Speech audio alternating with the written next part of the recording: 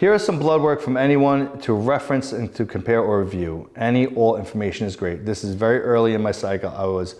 I will post updated blood as I go. Stage 1, week 1, cycle, 340 milligrams of testosterone anti taken every 5 days before blood draw. 40 milligrams of Anavar every day for 5 days before blood draw. ECA, ephedrine, caffeine, aspirin. Dude, I haven't heard that in a while. That's a shredder. It's funny this just brought up because someone just told me about this crazy fat burner that was the best back in the day. I'll talk about that. Anyway, ECA, that's a very effective fat loss combination. It's old school, ephedrine, caffeine, and aspirin. One's a catalyst, one burns fat, one mobilizes. Anyway, nice.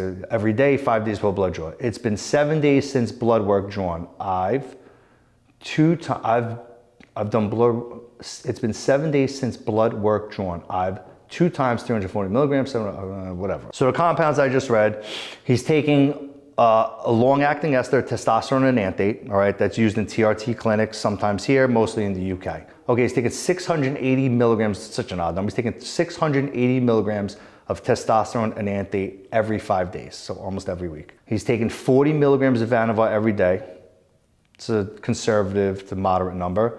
Ephedrine, caffeine, aspirin, that's the right dosage we're supposed to be taking, and 1 milligram of Arimidex E3D. What does that mean? Every 3rd day. That's a lot. That's a lot of inostrozole. He doesn't realize that. Now, depending on what his aromatase enzyme, then maybe he does aromatase a lot. He's had high estrogen in the past, okay?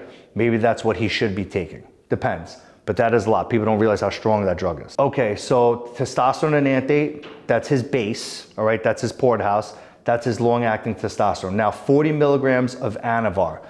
That's an anabolic, no androgenicity. It's like the side dish to the testosterone. That's why always testosterone's labeled up on top. That's your ribeye, all right? Then even further down, when we go down to the even further smaller side dish, we'll go down to his ancillary drugs, or like his accessory drugs to a stack, which is non-anabolic, this is for fat burning, is ephedrine, caffeine, aspirin stack. He does it every day. I would assume now once a day what he does it, because this is very potent. It'll fucking ramp you up and down. One time a day, every day for a week, okay? And then he takes Arimidex. What that is, it's the inostrozole. That's an anti-estrogen. Second to the strongest one on the market. Strongest one on the market is letrozole. This is inostrozole. Second one leaves a small percentage of estrogen in your blood. Very, very potent drug designed for breast cancer medication. Men take it to hold off aromatization from testosterone into estrogen. All right, but in my opinion, look at the amount of milligrams of testosterone. It should not yield, or he does not need that much Arimidex, but we'll see. So now let's look at his bloods. So now, okay, his HDLs are 33. How old is he? Let me see what his age is. So now 33, doesn't matter how old you are for a male, that's low. So what people do or do not know, testosterone and other anabolic steroids, what they'll do, they'll smash your HDLs. The more steroids you use, the lower they'll be, all right? The longer he's on this dose, the lower and lower his HDLs will get. And what it'll do to drive his LDLs up, which is bad cholesterol. Don't know what his diet is, that could be even worse. So just looking here, his LDLs are high, which is 115. Okay. In my opinion, that's not that high. And it's not, because not that long ago, an optimal number, the top end for your LDLs was 130. So since all these statin medications came out, they all of a sudden dropped the number down to 100. Human beings' genetics didn't change in the past fucking 9 years. They just want a lower number to prescribe medication. Now their optimal numbers, you know, the top end's 100. So now when you're 115, you're high. In my opinion, it's not high. But this, HDLs to LDL is about your ratio. Meaning this, just say his LDLs were 115, but his HDLs were in the normal number in the 50s and 60s, the window's closer, therefore it's an acceptable number. Do you understand? You have high enough HDLs where it could clean up that volume of LDLs. Once the number starts to spread apart, no bueno. So even let's look at it like this, right? Just say his LDLs are in the normal range and they are below 100, but his HDLs are 15. The spread's still the other way. It's still too far. No good. Do you understand? His spread is very off, it is, but it's not that far, it's just a little bit off the other way. If he brought his HDLs up into the high 40s and his LDLs where they are, it'd be okay. It's not bad, because the acceptable number was what? 130 not that long ago. All right, moving on. Let's see, I need stronger glasses. Cholesterol ratio, 5.4, these, all right. His estradiol is high, it's 47.5, which is very odd, okay? What the fuck, I could barely read this. The top end, okay. That's very odd it's that high. When taking that much Arimidex, it shouldn't be that high. What he's doing incorrect, if it said every third day, you gotta do two things. One, you have to look at the quality of the drug, all right? I don't know if this guy's fat also, depending on, remember I said, how much body fat percentage, he might need a little bit more, which would be strange, but maybe he does need it every other day. And then you see where you are. Don't forget, that medication was designed to take daily. Men who are very lean need smaller amounts. It'll pull the estrogen to the number. Blood work always dictates where you are. If he's fat, he may need a little more. So his blood work showing he may need a little bit more, or check the quality of the drug, okay? All right, moving on. CBC, let's look at his red blood, let's look at his bloods. His hemoglobin, his red blood cell count's in check. His hemoglobin seems to be in check, and his hematocrit is very, very good. So now this, right? He may have the genetics where he doesn't create a lot of red blood cells, but it depends how long he was on this dose of testosterone. More than likely, I'm suspect of two things: the quality of the drugs, one, and two, the duration of the cycle. More times than not, you'll always see someone on that dose of testosterone, their red blood cells, their hemoglobin, hematocrit start to elevate and go off the charts. And just say it is in check right now. I bet you at week 16 and 20, whatever by the end, it will not be. And if it is, you probably just gotta look at the quality of the drugs, okay? Okay, that's his hematology. Let me shrink that down. Let me go to the next. So he probably did not do this fasted, or he has a very high glucose number. Now, that doesn't always indicate your glucose number that you're pre-diabetic. You have to look at your A1C number, okay? Your A1C number, that marker, dictates if you're pre-diabetic, not, especially if you go fasted. If you're below, let's see what his A1C is. His actually liver enzymes are also in check, even if he's on orals, like Anavar, which could offset and rub your liver in the wrong way. It should be slightly elevated. Where is he getting his drugs? I don't know. Okay. Anyway, thyroid, let's see his thyroid. Everything's in check, that's okay.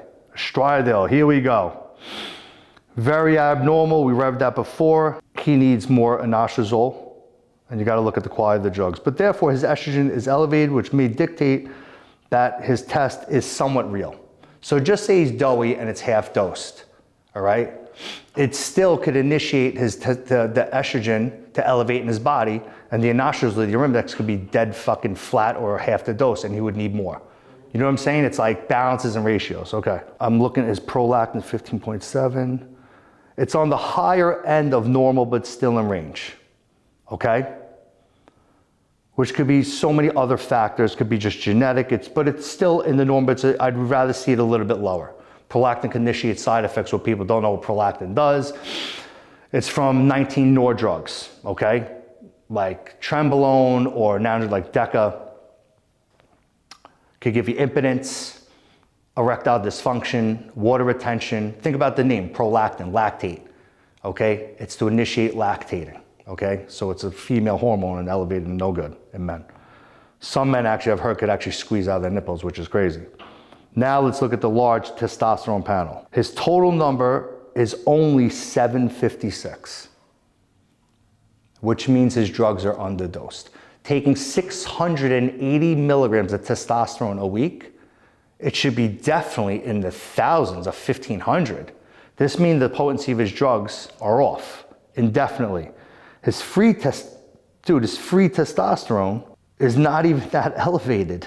It's only 178. Most of the time when someone's taking that volume of testosterone, their fucking free testosterone is off the charts. Unless that means, let's look at his sex hormone binding globulin, which when people explain, I've explained this before, all of his test is bound up. So let's go check that. SHBG. Now you see, this is scary because his SHBG is in range. Now we have to reflect on the quality of the drugs. His testosterone isn't being bound up because his sex hormone binding globulin is low. His free test is on the lower end for the volume of drugs he's taking, and his test isn't even that high. but he has very high estrogen. All right, so that means whatever testosterone he's taking is aromatizing, and it could be his anti-estrogen Arimidex is probably not potent. Okay, just alone right there, I don't even have to look at too many other things, but the volume of testosterone that he's taking, if it was 100% real, should definitely yield a much higher number on his blood panel of total testosterone, especially with the sex hormone binding globulin that low. But overall, what else do we have to look at? Those are the most important things: deficiency, insufficiency, toxicity, vitamins. Those are the most important things on the blood panel, okay? You can look at certain vitamin deficiencies, magnesium. Most important what steroid guys want to look at is your liver, okay? Your cardiovascular, your lipid profile, and your red blood cells, okay?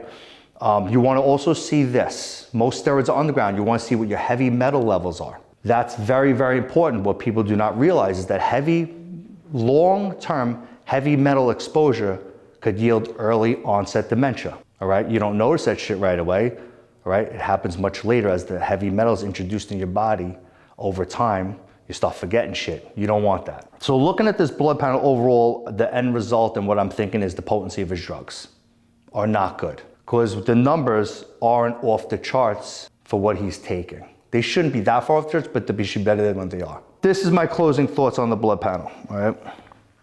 Should find probably a different supplier, one, and you should get your estrogen checked. Just say alone, right, you are taking somewhat real testosterone, right? What's also showing this, that the Anavar is probably not real, is his liver enzymes are in check. So most orals, all right, even Anavar being the least toxic one of the anabolic orals, does rub your liver in the wrong way a little bit. You know what I mean?